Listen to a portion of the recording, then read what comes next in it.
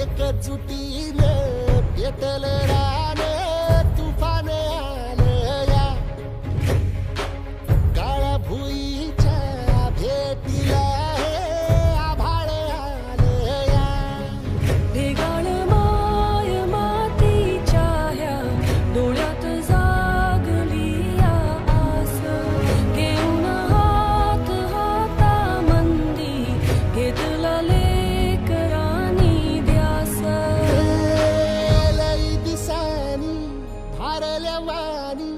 शिवार झालं या